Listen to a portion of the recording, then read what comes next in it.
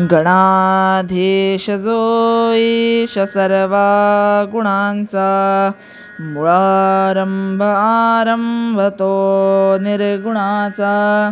नमो शारदा मूळ चत्वारी वाचा, गमो पंथ अनंत या राघवाचा. शुकासारिखे पूर्ण वैराग्य ज्यांचे, वसिष्ठा परिज्ञान योगेश्वरांचे. कवी वाल्मिका सारिखा मान्य ऐसा, नमस्कार माझा सद्गुरु रामदासा. मला वाटते अंतरी त्वा वसावे, तुझ्या दासबोधासी त्वा बोधवावे. अपत्या परी पाववी प्रेमग्रासा, महाराजया सद्गुरु रामदासा. जय जय रघुवीर समर्थ. नमस्कार. आपण ठरवल्याप्रमाणे आजपासून दासबोधाची सिरीज सुरू करत आहोत. यानंतर 1 दिवस आड किंवा 2 दिवस आड असे दासबोधाच्या निरूपणाचे व्हिडिओ या यूट्यूब चॅनलवर पाठवणार आहोत. त्याचबरोबर एक गोष्ट सांगायची अशी होती की आता भाद्रपद मास जवळ येत आहे, त्यामुळे आपलं जे गणेश पुराण आहे त्या गणेश पुराणातील 11 कथा आपण पाहणार आहोत. त्या तुम्हाला सविस्तर या यूट्यूब चॅनलवर पाहायला मिळतील. तो विषय आपण पुढे बघू. सध्या आपण ठरवल्याप्रमाणे दासबोधाच्या पहिल्या भागाला सुरुवात करूया. सगळ्या संतांनी आपापलं साहित्य लिहिलं. ज्ञानेश्वरांनी ज्ञानेश्वरी लिहिली, तुकाराम महाराजांनी गाथा लिहिली, तसंच नामदेव महाराजांनी, एकनाथ महाराजांनी, प्रत्येक संतांनी आपलं साहित्य लिहिलं आणि त्या साहित्यानुसार त्यांचं चरित्र आपण पाहतो. तसंच समर्थांनी दासबोध नावाचा ग्रंथ लिहिला. तसं समर्थांचं साहित्य बरंच आहे. समर्थांनी आत्माराम लिहिला, मनोबोध लिहिला. मनोबोध म्हणजे आजच्या भाषेत ज्याला आपण मनाचे श्लोक म्हणतो ते लिहिले. दासबोध लिहिला. असं साहित्य समर्थांनी लिहिलं. पण समर्थांच्या साहित्यात वेगळं काय आहे तर ती गोष्ट अशी आहे की आपण समर्थांच्या साहित्य लेखनाचा जर काळ बघितला तर तो शिवकालीन आहे. म्हणजे छत्रपती शिवाजी महाराजांच्या काळामध्ये हे लिहिलं गेलेलं वाङ्मय आहे आणि तेव्हाची सामाजिक परिस्थिती लक्षात घेऊन आपण समर्थांच्या ज्या साहित्याकडे बघितलं तर त्याचा दृष्टिकोन एक अजून वेगळा लागू शकतो. म्हणजे समर्थांना तेव्हा असं अपेक्षित होतं की लोकांपर्यंत हे विचार पोहोचावेत आणि ते विचार सोप्या भाषेमध्ये जर पोचले तर ते लोकांना वागण्यात आणण्यासाठी किंवा आचरण्यासाठी सोपे जातील. म्हणून समर्थांनी सुंदर असा दासबोध ग्रंथ लिहिला की ज्यामध्ये समर्थांनी काही सांगायचं शिल्लक ठेवलंच नाही. समर्थांनी सगळ्या गोष्टी दासबोधामध्ये सांगितल्या. त्यामुळे दासबोध हा ग्रंथ ज्याला ग्रंथराज असं म्हटलं जातं. म्हणजे समर्थांनी 200 दशकांमध्ये प्रत्येक दशकात 10 समास लिहिले आणि तो ग्रंथ मराठी भाषेत असल्यामुळे लोकांपर्यंत समजायला खूप सोपा गेला. आता प्रत्येक संताची एक वैशिष्ट्य आहे. प्रत्येक संतांनी त्या त्या काळच्या बोलीभाषेतच ग्रंथ लिहिलेत. का? कारण त्यांना लोकांना उपदेश करायचा होता, समाजाचं भलं करायचं होतं. त्यामुळे समर्थांनी सुद्धा दासबोध हा त्यावेळेच्या बोलीभाषेतच लिहिला आहे, ती मराठीच आहे. विशेषतः समर्थकालीन अन्य पत्रव्यवहार आणि ग्रंथरचना पाहता समर्थांनी मुद्दाम काळाच्या पुढे जाणाऱ्या सोप्या भाषेत ग्रंथ लिहिला. म्हणजे इथे समर्थांचा आपल्याला द्रष्टेपणा दिसतो. आत्ताच्या काळात आपण म्हणतो की लांबची दृष्टी ठेवा, ही समर्थांनी तेव्हाच ठेवली होती. असो, एकेका समासात एक एक विषय घेऊन समर्थांनी सांसारिकांना, साधकांना, निस्पृहांना आणि विरक्तांना अशा सर्वांना उपदेश केला आहे. मग त्यामध्ये सामान्य आहेत, बालक आहेत, प्रौढ आहेत, अगदी जरार्जर झालेले वृद्ध लोकसुद्धा आहेत. सर्वांना समर्थांनी उपदेश केला आहे. आणि आपण आपल्या रोजच्या पठणामध्ये जर दासबोध ठेवला, आपण रोज त्यातला एक समास, दोन समास जर वाचत गेलो तर आपोआप आपल्या आत्ताच्या भाषेमध्ये कन्सेप्ट क्लिअर होत जातात, संकल्पना स्पष्ट होत जातात. भक्ती म्हणजे काय, भाव म्हणजे काय, भक्त कोणाला म्हणावं, मग उत्तम लक्षणं काय आहेत, मग आपण योग्य मार्गाने अध्यात्माच्या चाललो आहे की नाही हे कसं ओळखावं, हेही समर्थाने सांगितलं आहे. दासबोधामधून त्यांनी भक्तीही सांगितली, वेदांतही सांगितला, समाजकारणही सांगितलं, राजकारणही सांगितलं. अशा सर्व विषयांना समर्थांनी हात घातला आहे. त्यामुळे दासबोध हा परिपूर्ण ग्रंथ आहे. म्हणून आपण जर रोजच्या पठणामध्ये दासबोध ठेवला तर आपल्या संकल्पना शुद्ध होतात. आणि आपण दासबोध वाचला, नवे नवे आपल्या मुलांना जर वाचायला लावला तर त्यांच्या संकल्पना लहानपणी स्पष्ट होतात, त्यांच्या मनाचा ताबा समर्थ घेतात. आत्ता समर्थांचा विषय चालू आहे म्हणून समर्थ, लहान मुलांना जर आपण ज्ञानेश्वरी वाचायला लावली, गाथा वाचायला लावली, दासबोध वाचायला लावला तर लहानपणीच त्यांच्या मनाचा ताबा ज्ञानेश्वर महाराज घेतात, तुकोबा घेतात, समर्थ घेतात. त्यामुळे त्या मुलांच्या आयुष्यामध्ये पुढे कितीही खडतर रस्ता त्यांनी निवडला, खडतर रस्ता त्यांच्या अंगीकाराला आला किंवा त्यांना खडतर वाटेवरनं जावं लागलं तरी ते डगमगत नाहीत, कारण त्यांच्या विचारांवरती समर्थांचा प्रभाव आहे, तुकाराम महाराजांचा प्रभाव आहे, ज्ञानेश्वर महाराजांचा प्रभाव आहे. म्हणून दासबोध किंवा इतर संत साहित्य आपल्या रोजच्या वाचनामध्ये राहिलं की आपल्या संकल्पना हळूहळू स्पष्ट व्हायला सुरुवात होते. दासबोधातला एक एक समास म्हणजे जणू काही एकेका मनुष्य जन्माच्या अनुभवांची शिदोरी ठरावी इतका ओतप्रोत कल्याण देणारा संदेश त्यात आहे. म्हणजे समर्थांनी खूप खोलावरती जाऊन पण सोप्या भाषेत समजावलंय. संत कोणाला म्हणतात, जो एक सगळ्यात कठीणात कठीण असलेलं ज्ञान सोप्यात सोपं करून सांगतो त्याला संत म्हणतात. त्यामुळे दासबोधाची रचना समर्थांनी मोठ्या कल्पकतेने केली आहे. समर्थांनी 200 समास म्हणजे जणू 200 वेगवेगळे प्रबंध लिहिलेत. दासबोध हा त्यांचा संग्रह मात्र आहे. त्यामुळे हा ग्रंथ वाचताना क्रमाने न जाता मध्येच कोणतंही पान उघडलं तरी नक्की काहीतरी वेगळा विषय अभ्यासायला मिळतो. आणि दासबोधाचं हे वैशिष्ट्य आहे की एखादा समास तुम्ही आज वाचा, उद्या वाचलात तर परत तुम्हाला नवीन अभ्यासायला मिळतं. इतकं सूक्ष्म समर्थांनी लिहिलंय. समर्थांनी दासबोधात कोणता विषय बोलायचा त्यागला नाही, सगळे विषय बोलले.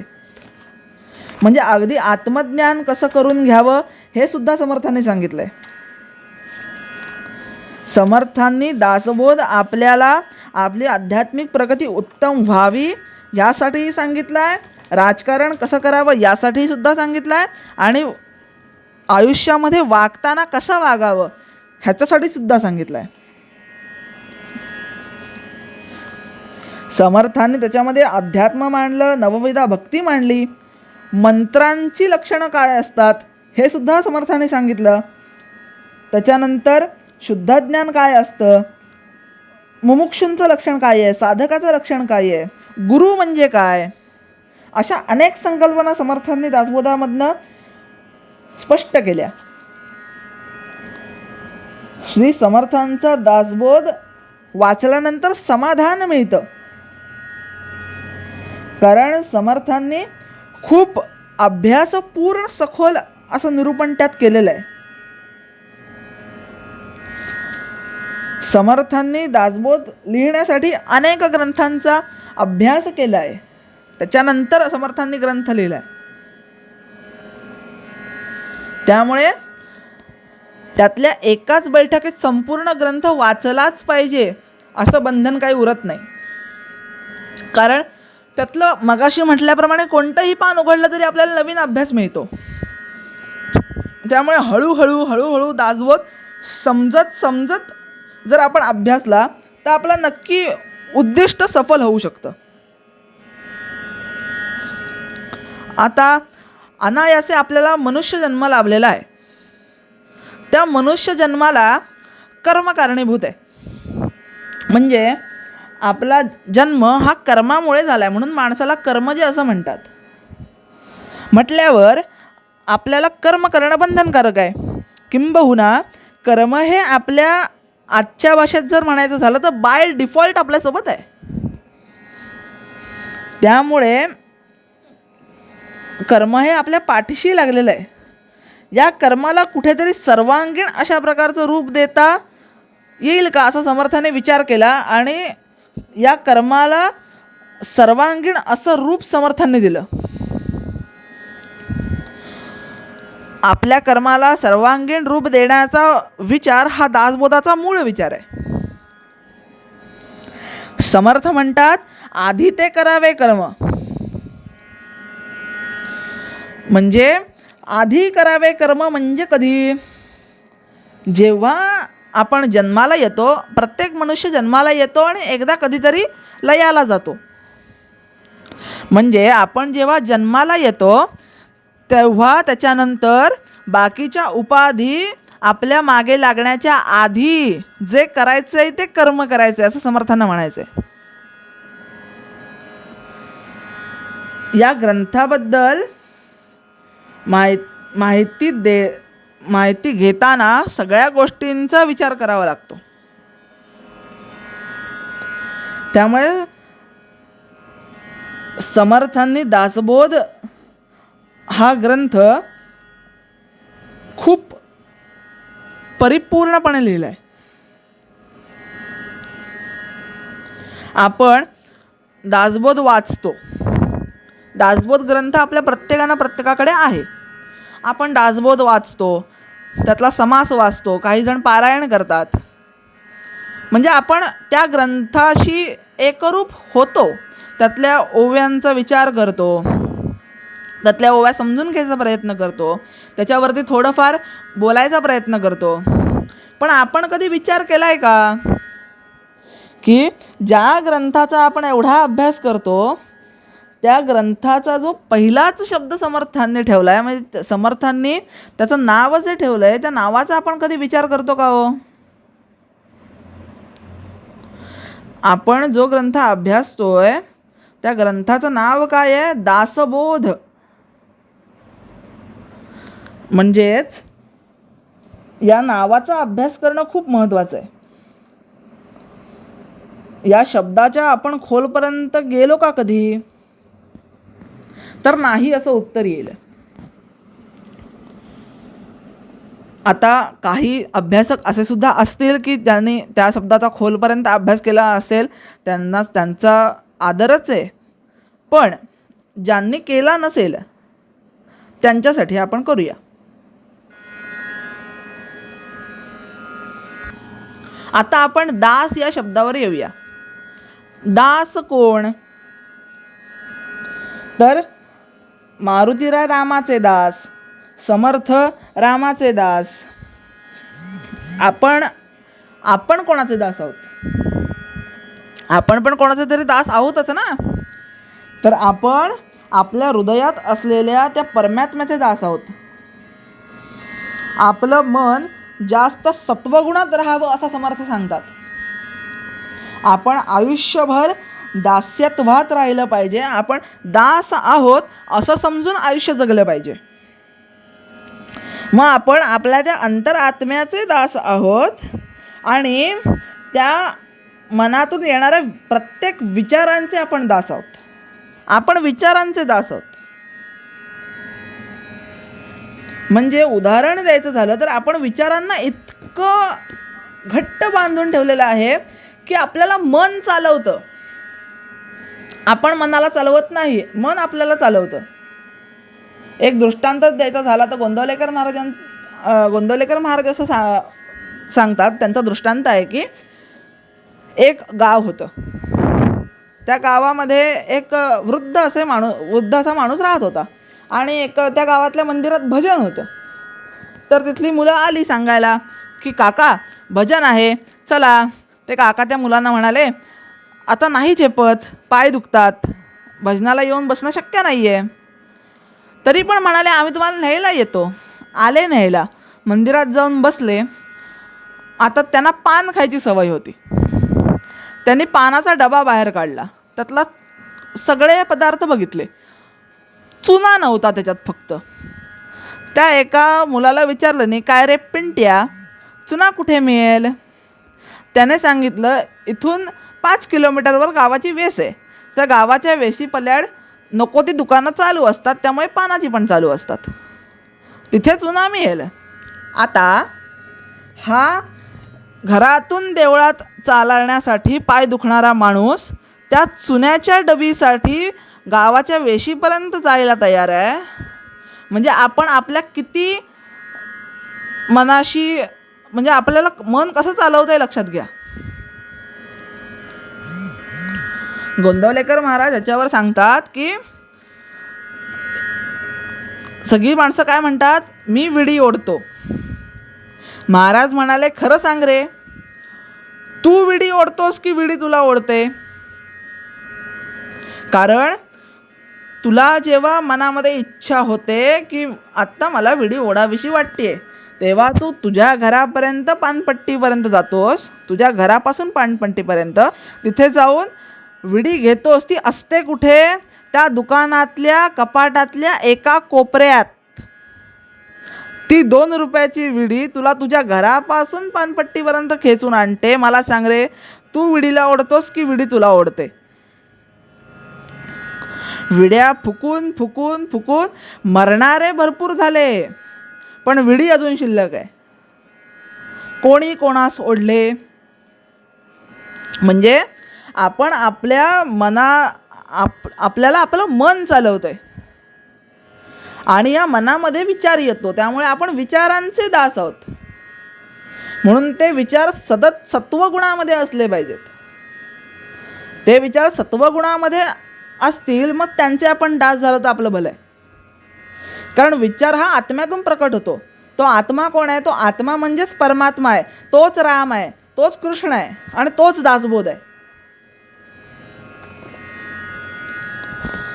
त्यामुळे इथे आत्मा राम म्हटलंय समर्थांनी. म्हणून आपला विचार जिथून प्रकट होतो तिथेच समर्थाने आघात घातलाय. म्हणून मनाचे श्लोक लिहिलेत. मन हे खूप चंचल गोष्ट आहे. मनाला समजावून सांगितलं तर ते शांत बसतं. तुम्ही तुमच्या मनाला सांगा मला ध्यान लावून बसायचंय, माझ्या मनात अमुक अमुक विचार यायला नको, की तो विचार मन मुद्दाम करतं. मग मनाला जर ताब्यावर आणायचं असेल तर मनाला समजावून सांगितलं पाहिजे. जसं आपण लहान मुलाला समजावून सांगतो तेच समर्थांनी केलं. मनाच्या श्लोकांमधून समर्थांनी मनाला समजावून सांगितलं. समर्थांनी काय सांगितलं? मना सज्जना भक्तिपंथेची जावे. मन हे सज्जन आहे का? मनासारखा वाईट विचार करणारा दुसरा कोण नाही. मन चिंतित वैरीनं चिंती असं म्हणतात.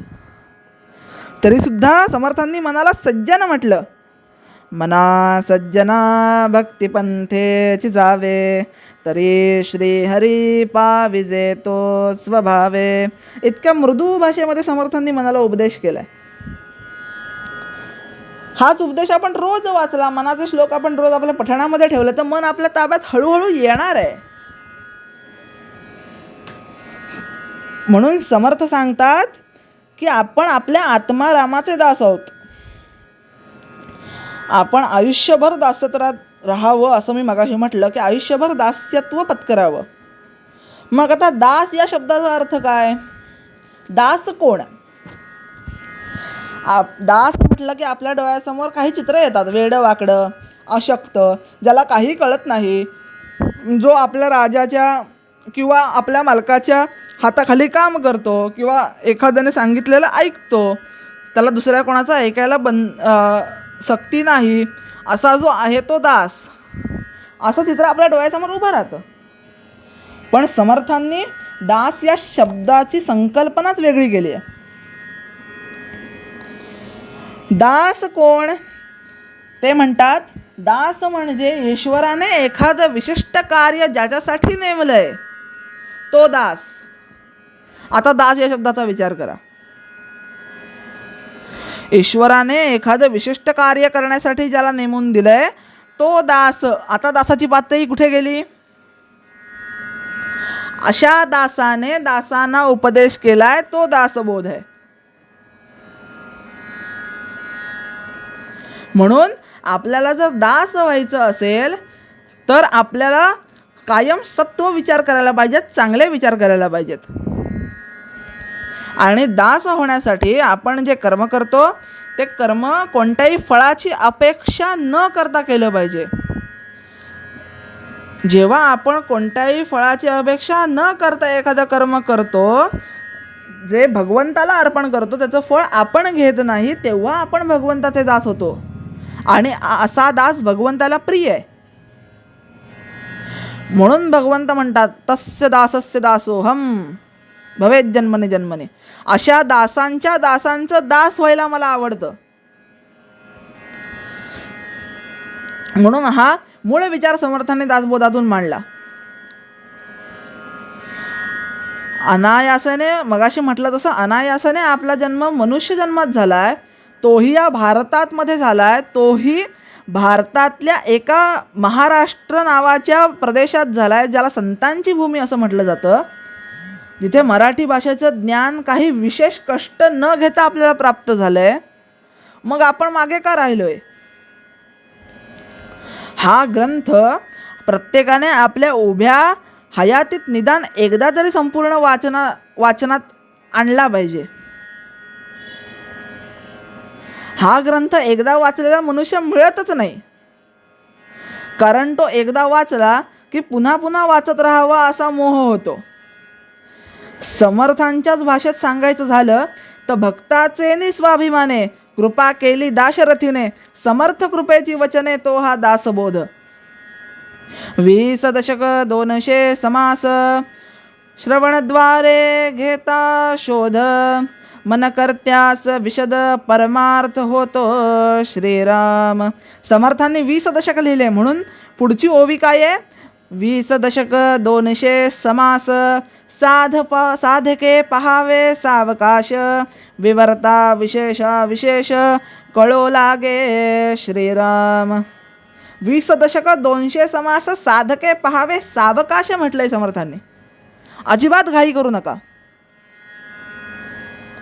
विवर्ता विशेष कळो लागे. जेव्हा तुम्ही विवरत जाल, त्याचा अभ्यास करत जाल, तेव्हा विशेष असं काही मिळेल.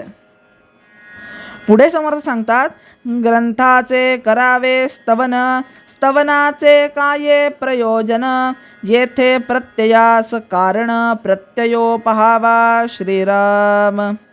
समर्थाने सांगितले, ग्रंथाचं करावं स्तवन, ग्रंथाचं स्तवन केलं पाहिजे. मग आता ग्रंथाचं स्तवन करायचं म्हणजे काय करायचं? ग्रंथाची स्तुती करण्याची पद्धत आहे, परंतु अशी स्तुती करणाऱ्यांचं कारण नाही. ग्रंथामधचं स्तवन करायचं म्हणजे ग्रंथामध्ये सांगितलेल्या गोष्टींचा प्रत्यक्ष अनुभव घ्यायचा. त्याचं काय प्रयोजन आहे, इथे कारण कोण आहे, हे सगळं समजून घेऊन जर आपण ग्रंथ वाचला तर आपल्याला याची सगळ्याची उत्तरं मिळतात. त्यामुळे असा दासबोध समर्थांनी लिहिलाय. ह्याच दासबोधाचं आपण पुढे प्रत्येक समासाद्वारे आपण पुढे जाणार आहोत. त्यामुळे आता दासबोधाची थोडी माहिती, संक्षिप्त माहिती असावी म्हणून हे सांगितलं. आता दासबोध कोणी लिहिला तर समर्थ रामदास स्वामींनी लिहिला. आता समर्थांनी दासबोध लिहिला, त्या समर्थांचा थोडक्यात चरित्र भाग आपण बघूया. अगदी थोडक्यात बघूया.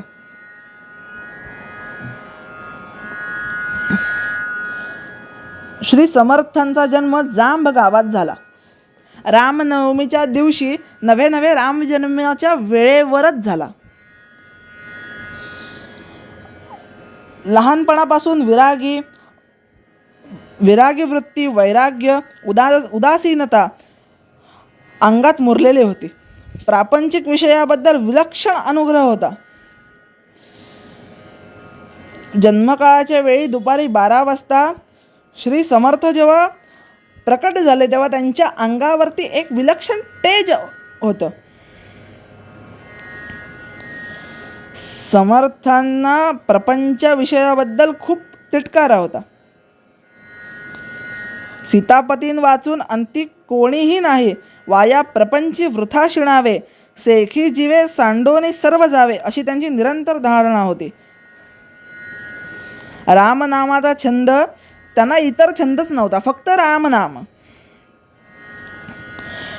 एकदा समर्थ कुठेतरी अडगळीत एकांतात बसले होते आणि चिंतन करत होते. वय किती होतं व समर्थांचं हे चिंतन करताना? 7 वर्षाचं वय होतं समर्थांचं. आणि घरातले लोक शोधायला लागले की कुठे बसलाय बरं. आणि समर्थांचं तेव्हाचं नाव नारायण असं होतं. नारायण कुठे बसलाय असं आई, मोठा भाऊ, वहिनी सगळे शोधायला लागले. आणि समर्थ 3 दिवसानंतर अडगळीच्या खोलीमध्ये आईला दिसले. तेव्हा आईने विचारलं, इथे काय करतोयस बाळा? तेव्हा समर्थांच्या मुखातून बाहेर पडलेले हे उद्गार आहेत. आई, चिंता करीतो विश्वाची. या वयात श्री समर्थांना विश्वाची चिंता लागली होती आणि ती चिंता समर्थांनी आयुष्यभर केली.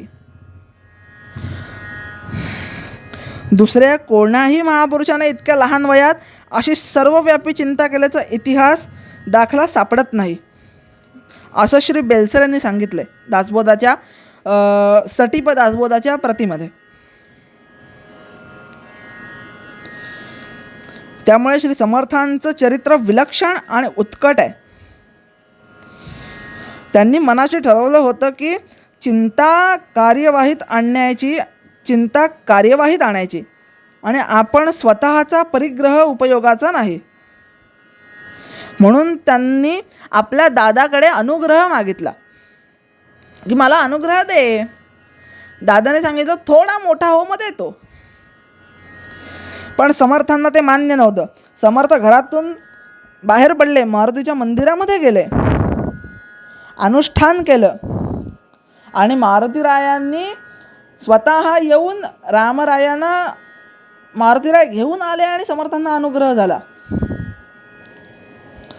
त्याच्यानंतर आईची इच्छा म्हणून समर्थ बोहल्यावर उभे राहिले, लग्न करायला तयार झाले. पण जेव्हा लग्नाचे मंत्र प्रत्यक्षात सुरू झाले तेव्हा गुरुजींनी म्हटलं, तदेव लग्नम सुदिनंत देव, ताराबलम चंद्रबलंत देव, विद्याबलम दैवबलंत देव, लक्ष्मीपते ते हृदयम स्वरामी. सावधान. गुरुजींनी सावधान म्हटल्यावर समर्थांच्या मनात विचार सुरू झाला, आता या मंगलप्रसंगी हे सावधान का म्हणतायत? शुभमंगल सावधान सावधान का म्हणतायत?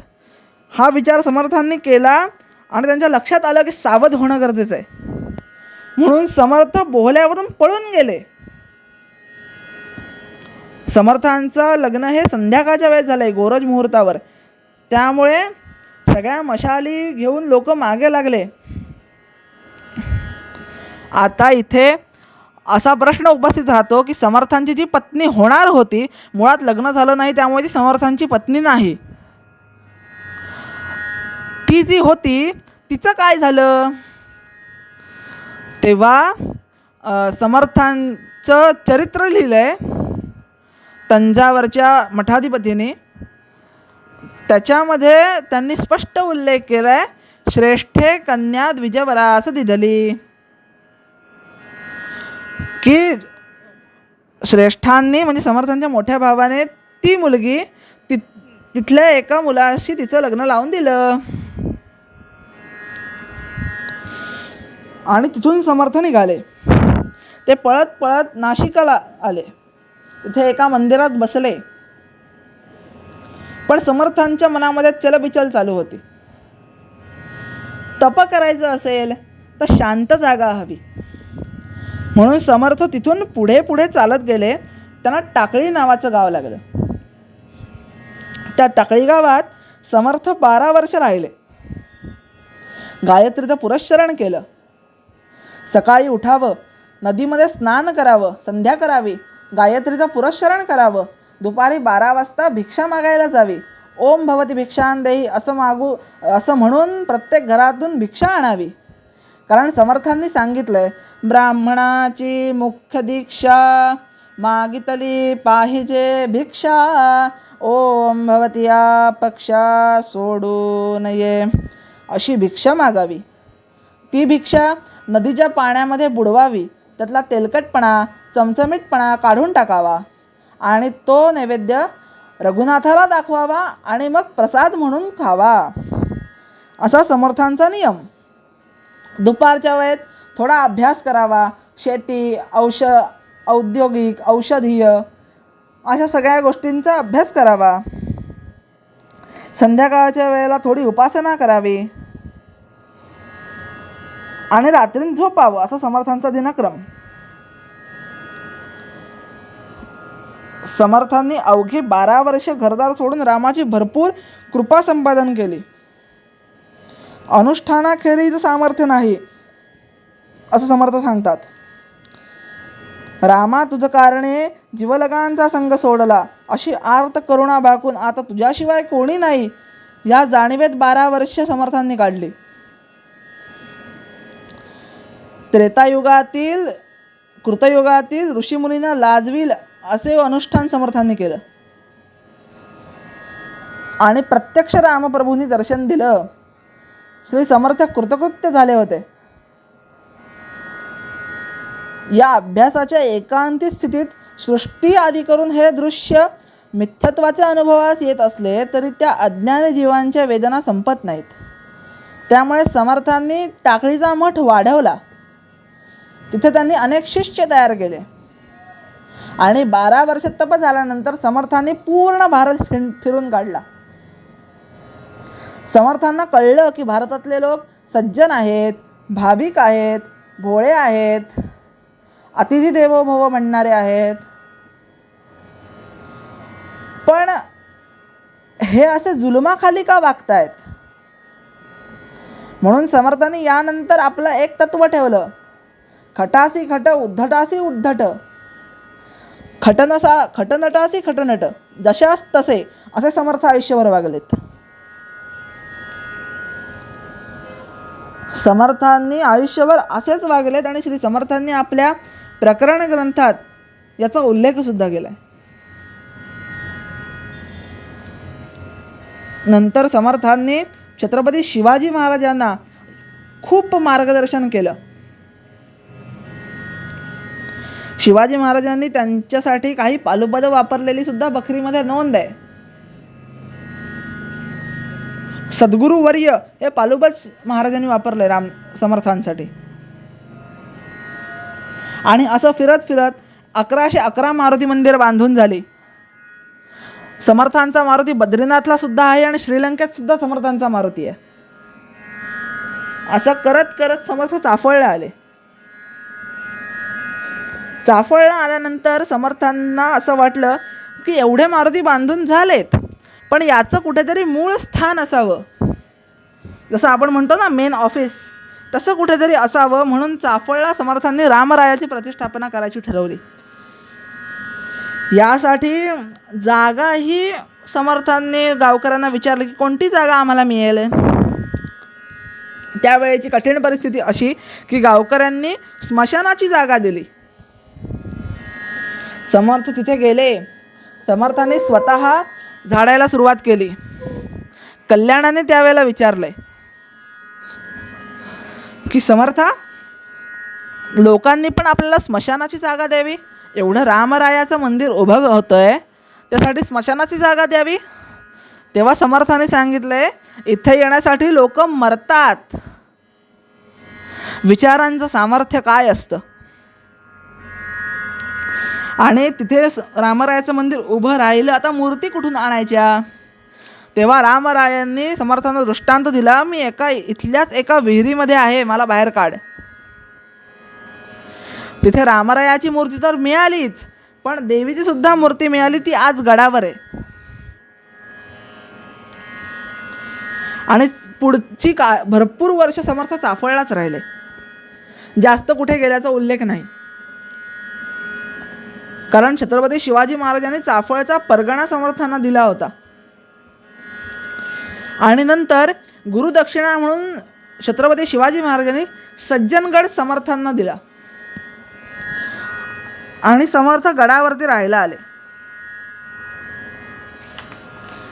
गडावरती आल्यानंतर समर्थांना तिथे थंडी लागू नये, कारण तो गड खूप उंच होता, तिथे समर्थांना थंडी लागू नये म्हणून महाराजांनी तिथे शेकोटीची व्यवस्था केली. समर्थ गडावरती काही वर्ष राहिले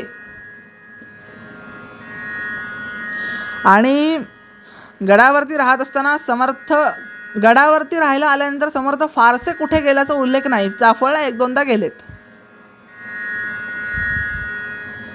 आणि गडावरती अशी एक गोष्ट सांगितली जाते की गडावरती एकदा छत्रपती शिवाजी महाराज आले असताना त्यांचं बोलणं चालू होतं दासबोधाच्या ग्रंथावरती आणि समर्थांना एक ओवी आठवली नाही, म्हणून त्यांनी कल्याणाला हाक मारली.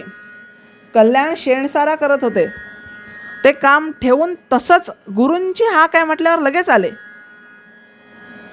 समर्थाने विचारलं, ही अमुक अमुक ओवी आहे, हिचं पुढचं पूर्ण कर. कल्याणाने दुसऱ्या सेकंदाला पुढची ओवी सांगितली. समर्थाने विचारलं, किती पारायण केलीस? कल्याण स्वामी म्हणाले, नाही समर्था, एकही नाही, कारण सेवेमधून वेळच मिळाला नाही पारायण करायला. तुम्ही सांगितलं, मी लिहिलं, तेच पहिलं पारायण. समर्थ म्हणाले, खोटं बोलू नकोस, किती पारायण केलीस सांग. तेव्हा कल्याण स्वामी म्हणाले, खरंच काही नाही, तुम्ही सांगितलं, मी लिहिलं, तेवढंच पारायण. किती एकाग्रतेने ऐकावं आणि किती एकाग्रतेने चिंतन करावं हे आपल्याला कल्याण स्वामींकडून शिकायला मिळतं. असो, तो आपला मूळ मुद्दा नाही. समर्थांनी गडावरती काही वर्ष साधना केली आणि समर्थ आता देह ठेवणार असं समर्थांनी उद्धव स्वामींना सांगितलं. त्याच्या आधी तंजावरला समर्थ जेव्हा गेले होते तेव्हा तिथे त्यांनी एका अंध कलाकाराला रामाच्या मूर्ती घडवायला सांगितल्या होत्या. त्याला समर्थांनी दृष्टी दिली, रामरायाचं दर्शन करून दिलं आणि त्याने जाताना समर्थांना सांगितलं की मला माझी दृष्टी काढून घ्या. ते म्हणाले, का बरं? ते म्हणाले, जे पाहायचं होतं ते पाहिलंय. कलाकाराची सुद्धा काय पातळी त्या काळी होती हे आपण लक्षात घ्यायला हवं. आणि अशा तंजावरवरून त्या मूर्ती आल्या, खूप गोड अशा त्या रामाच्या मूर्ती आहेत. त्या खूप जडही आहेत, एका माणसाला एक उचलत नाही अशा मूर्ती आहेत त्या, पण खूप सुंदर रूप आहे त्या रामाचं. समर्थांनी स्वतः त्या डोळ्यांवरचं मेण काढलं रामाच्या, त्या रामाच्या चेहऱ्यावर हात फिरवला. दुसऱ्या दिवशी समर्थांनी स्वतः षोडशोपचार पूजा केली आणि नवमीच्या दिवशी, आपण ज्याला दास नवमी असं म्हणतो, त्या नवमीच्या दिवशी समर्थांनी देह ठेवायचं ठरवलं. त्या दिवशी समर्थ दुपारी असं शांत शेजघरामध्ये बसले होते आणि उद्धव स्वामी, अक्का स्वामी असे समर्थांच्या समोर बसले होते, रडत होते, समर्था नका जाऊ, समर्था नका जाऊ. दुपारची वेळ झाल्यानंतर समर्थांनी 3 वेळा समर्थांनी रामाकडे बघितलं आणि 3 वेळा समर्थ जोरात बोलले, श्रीराम श्रीराम श्रीराम. आणि समर्थांची ज्योत मुखामधून बाहेर पडली आणि ती रामाच्या मुखामध्ये जाऊन प्रस्थापित झाली. त्यामुळे असं म्हटलं जातं की रामाचा चेहरा हा समर्थांसारखा दिसतो. आणि समर्थांनी नवमीच्या दिवशी देह ठेवला. उद्धव स्वामी, आत्ता जी मूळ समाधी आहे तिथे पूर्वी खड्डा होता, तिथे उद्धव स्वामींनी समर्थांचं अर्धोदय केलं, त्यांना अग्नी दिला. आणि समर्थांना देह ठेवण्याच्या आधी उद्धव स्वामींनी विचारलं होतं की तुम्ही आता देह ठेवणार आहात तर आम्ही पाहायचं कोणाकडे? तेव्हा समर्थांनी सांगितलंय, माझी काया आणि वाणी गेली म्हणाल अंतःकरणी, परिमी आहे जगज्जीवने निरंतर. मग म्हणाले, तुम्ही आहात पण आम्ही बघायचं कसं तुम्हाला, कोणत्या रूपाने आम्ही तुमच्याकडे पाहायचं.